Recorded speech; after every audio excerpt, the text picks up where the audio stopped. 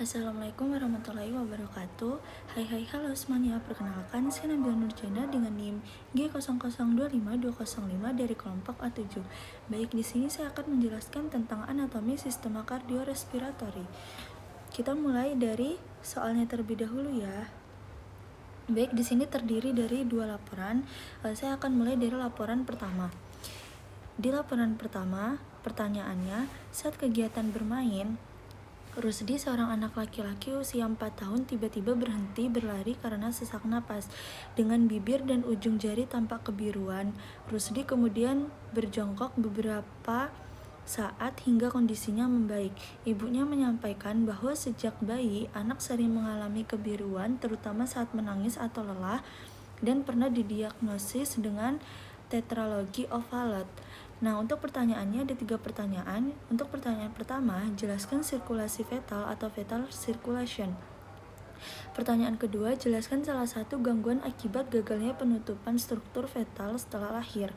Yang ketiga, jelaskan vaskularisasi arteri dan vena jantung. Kita lanjut untuk slide berikutnya. Di sirkulasi fetal. Jadi, fetal circulation atau sirkulasi fetal ini dia itu darah kaya oksigen berasal dari plasenta, kemudian mengalir melalui vena umbilicalis. Nah, darah ini tuh sebagian besar itu dia tuh melewati ductus venosus sehingga tidak seluruhnya itu masuk ke hati. Lalu dia akan menuju ke vena cava inferior. Selanjutnya nanti darah akan masuk ke atrium dextra. Nah, dari sini sebagian darah itu langsung melewati foramen ovale menuju atrium sinistra atau melewati paru-paru yang belum berfungsi.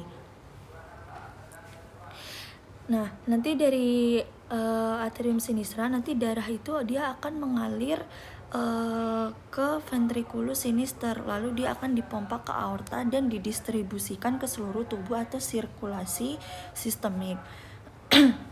Terus setelah itu nanti darah kembali ke jantung melalui vena cava superior dan inferior, masuk lagi ke atrium dextra. Kemudian dia akan ke ventriculus dexter.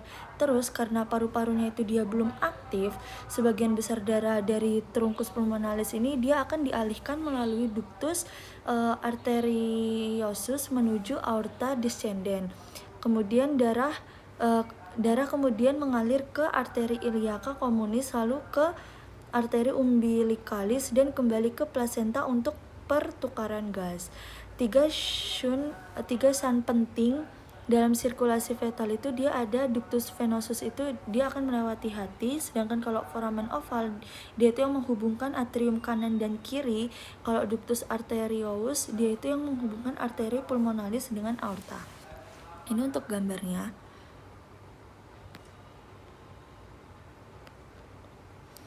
Baik, kita lanjut untuk slide berikutnya. Nah, untuk di gangguan penutupan struktur fetal, jadi paten atau ductus arteriosus itu pengertiannya adalah kelainan jantung bawaan yang terjadi akibat gagalnya penutupan ductus arteriosus arteriosus setelah lahir. Nah, ductus arteriosus ini dia tuh merupakan pembuluh darah yang menghubungkan arteri pulmonalis dengan aorta pada masa janin. Terus kedua, untuk peran ductus arteriosus pada janin sendiri itu, jadi kalau pada janin nanti paru-paru itu dia tuh belum berfungsi sebagai organ pertukaran gas. Lalu oksigen itu dia tuh diperoleh dari plasenta. Nah, maka dari itu terdapat jalur khusus yang memungkinkan darah itu melewati paru-paru. Salah satunya adalah ductus arteriosus. Nah, melalui ductus arteriosus ini nanti darah dari ventrikel kanan itu dia akan dialirkan ke aorta. Terus paru-parunya dilewati karena belum berfungsi. Ini tuh dia tuh merupakan bagian dari sirkulasi fetal normal. Terus perubahan setelah lahir, jadi nanti setelah bayi lahir dan mulai bernafas, nanti paru-parunya itu dia akan mengembang, terus resistensi pembuluh parunya itu dia akan menurun dan kadar oksigen itu dia nanti meningkat. Nah, kondisi ini tuh dia tuh memicu penutupan ductus arteriosus secara bertahap. Biasanya itu dalam beberapa hari pertama kehidupan. Terus yang terakhir itu ada mekanisme terjadinya PDA. Jadi pada PDA itu nanti ductus arteriosus itu dia akan tetap terbuka, akibatnya terjadi perbedaan tekanan antara aorta dan arteri pulmonalis, dan darah dari aorta itu dia akan mengalir kembali ke arteri pulmonalis, yang hal ini tuh biasanya disebut sebagai left to right shunt. Di sini ada gambarnya.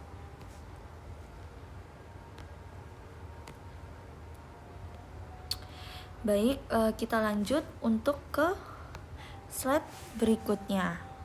Di sini ada vaskularisasi jantung. Ini untuk gambarnya, sama seperti slide sebelumnya. Jadi kalau secara anatomi, nah pembuluh darah yang berhubungan dengan jantung itu dia tuh dibagi menjadi arteri koroner dan vena koroner, yaitu berfungsi untuk menyuplai dan mengalirkan darah dari otot jantung ke miokardium.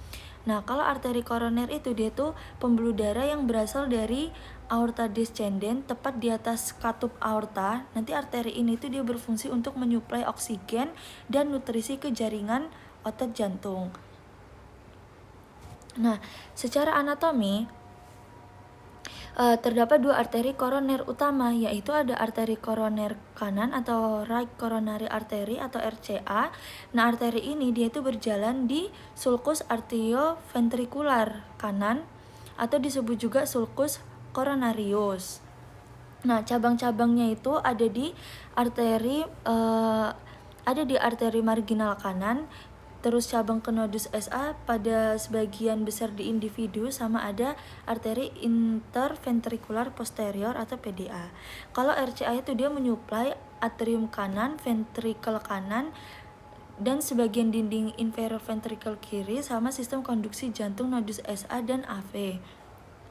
Yang kedua itu ada arteri koroner kiri atau left coronary artery atau LCA. Nah, arteri ini dia itu juga berasal dari aorta.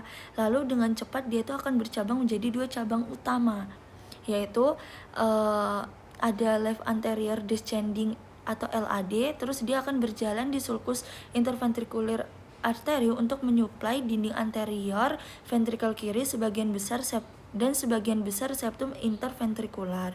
Sedangkan kalau left circumflex atau LCX dia itu nanti berjalan di sulcus coronarius kiri. Terus dia akan menyuplai di atrium kiri dan dinding lateral posterior ventricle kiri. Nah, itu kan tadi untuk bagian arterinya. Sekarang kalau venanya, nah vena koroner itu dia itu berfungsi untuk mengalirkan darah vena dan miokardium kembali ke jantung, khususnya ke atrium kanan. Nah, struktur utamanya itu dia adalah sinus coronarius, merupakan vena terbesar pada jantung yang terletak di bagian posterior. Di dalam sulcus coronarius ini, sinus ini dia tuh bermuara langsung ke atrium kanan. Nah, yang kedua ada cabang-cabang vena koroner. Untuk cabang-cabang vena koroner dia itu ada vena cardiaca magna, great cardiac vein atau berjalan bersama LAD. Terus ada vena cardiaca media berjalan di sulcus interventricular posterior, sama ada vena cardiaca parva yang mengikuti arteri koroner kanan. Itu jawaban dari untuk laporan nomor 1. Selanjutnya kita lanjut di laporan nomor 2. Nah, jadi di laporan kedua kita mulai dari pertanyaan dulu. Jadi saat musim hujan, Badi mengeluhkan hidung tersumbat yang berlangsung beberapa hari disertai nyeri pada daerah pipi yang memberat saat menunduk. Ia juga merasakan lendir kental mengalir ke tenggorokan. Pada pemeriksaan, dokter mencurigai adanya peradangan pada sinus maxillaris yang berkaitan dengan gangguan drainase di meatus nasi medius. Untuk pertanyaannya ada 3 pertanyaan. Pertanyaan pertama, jelaskan sinus-sinus paranasal yang terdapat pada hidung beserta fungsinya. Kedua, sebutkan pembagian meatus nasi dan lubang muara drainase atau masing-masing sinus. Yang ketiga, jelaskan mengapa sinus maxillaris lebih sering mengalami sinusitis dibandingkan sinus lainnya. Kita lanjut ke slide berikutnya untuk pertanyaan pertama. Jadi jelaskan sinus-sinus paranasal yang terdapat di hidung beserta fungsinya. Nah, jadi di sinus paranasal itu dia ada beberapa bagian. Ada sinus maxillaris atau antrum hikmeri, terus ada sinus frontalis, sinus ethmoidalis atau kelulai ethmoidalis anterior et posterior, sama ada sinus sphenoidalis. Di sini untuk gambarnya, sinus frontalis itu di bagian sininya, kalau ethmoidalis itu bagian sini, maxillaris itu sini. Ini kalau dari bagian samping. Nah, jadi sinus paranasal itu dia tuh sekelompok rongga di dalam tulang kraniofasial yang berhubungan dengan kafum nasi melalui ostium. Terus sinus paranasal ini dia tuh berisi udara dari bagian pernafasan rongga hidung ke dalam kranium.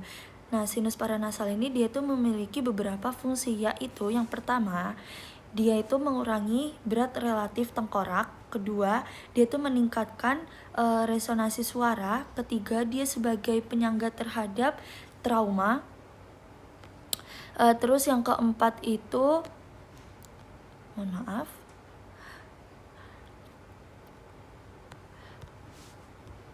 baik, saya ulang dari nomor 3. Nah, kalau fungsinya di nomor 3 itu dia tuh sebagai penyangga terhadap trauma wajah. Kalau keempat itu dia melindungi struktur yang sensitif dari fluktuasi suhu yang cepat di hidung. Terus yang kelima, melembabkan serta menghangatkan udara inspirasi. Dan yang terakhir itu dia berperan dalam pertahanan tubuh. Baik, kita lanjut ke slide berikutnya. Jadi di sini pertanyaannya, sebutkan pembagian meatus nasi dan lubang muara drainase masing-masing sinusnya. Nah, di sini ada gambarnya. Di bawah itu dia ada nasolacrimal duct, terus di sini ada infundibulum, sinus frontal, terus ada bagian ethmoidal anterior, terus di sini ada middle ethmoidal cell, terus ada ethmoidal bula, ada posterior ethmoidal cell dan superior meatus, terus ada juga di sini ada bagian sphenoidal sinus sphenoidal, terus ada semilunar hiatus, sama ada sinus maxillaris. Nah, jadi muara sinus paranasalis ini dan ductus nasolacrimalis di dinding lateral kafum nasi itu ada beberapa bagian. Yang pertama itu dia ada recessus sphenoethmoidal, dia itu muara dari sinus sphenoidalis. Kalau meatus nasi superior dia muara dari kelulai ethmoidalis posterior. Kalau meatus nasi media itu dia kan terdapat bangunan, ada bula ethmoidalis itu yang berbentuk kubah, atau dia itu akan bermuara dari kelulai ethmoidalis media. Terus ada juga hiatus semilunaris, dia itu kan saluran melengkung di bawah bula ethmoidalis yang akan muara di sinus maxillaris. Ada juga infundibulum ethmoidal, dia itu kan di ujung anterior hiatus semilunaris, sinus frontal, dan kelulai ethmoidalis anterior yang bermuara di sini setelah melewati ductus frontonasalis. Kalau processus uncinatus, dia itu batas bawah hiatus semilunaris. Sedangkan kalau meatus nasi inferior, dia itu muara dari ductus nasolacrimalis. Nah, ductus nasolacrimalis ini dia itu mengalurkan air mata dari saccus conjunctivalis oculi. Ductus tersebut itu dia tuh berawal dari ujung inferior saccus lacrimalis pada dinding anteromedial orbita. Kita lanjut ke slide berikutnya. Nah, di sini pertanyaannya, jelaskan mengapa sinus maxillaris lebih sering mengalami sinusitis dibandingkan sinus lainnya. Nih, jadi mengapa sinus maxillaris paling sering mengalami sinusitis? Karena yang pertama, dia tuh letaknya tuh paling rendah atau gravitasi. Nah, sinus maxillaris ini dia tuh berada paling bawah di antara sinus paranasal lainnya, sehingga sekret dan lendirnya dan patogennya itu dia lebih mudah berkumpul di dalamnya. Terus ada juga drainase sempit dan panjang. Karena ostium atau lubang muara sinus maxillaris ini dia akan bermuara ke meatus nasi medius melalui infundibulum yang sempit dan berkelok, sehingga aliran lendirnya itu dia keluarnya lebih sulit. Terus dia tuh dekat dengan sumber infeksi gigi. Karena akar gigi itu premolar dan molar atas sering berdekatan atau bahkan menonjol ke dalam sinus maxillaris, infeksi gigi ini dapat menyebar langsung ke sinus atau odontogenic sinusitis. Terus luas dan volumenya itu terbesar. Jadi sinus maxillaris ini dia itu sinus terbesar, sehingga dia itu memiliki luas permukaan mukosanya itu yang paling besar, yang berpotensi terpapar iritan, alergen, dan patogen. Untuk yang terakhir, dia itu rentan terhadap inflamasi mukosa hidung karena saluran drainasenya itu dia tuh berada di meatus nasi media, sehingga inflamasi pada mukosa hidung atau misalnya akibat pilek atau alergi, dia itu mudah menyumbat ostium sinus maxillaris. Baik, penjelasan tentang anatomi sistema kardiorespiratorik sudah selesai dari saya. Apabila ada salah kata, mohon maaf. Wassalamualaikum warahmatullahi wabarakatuh.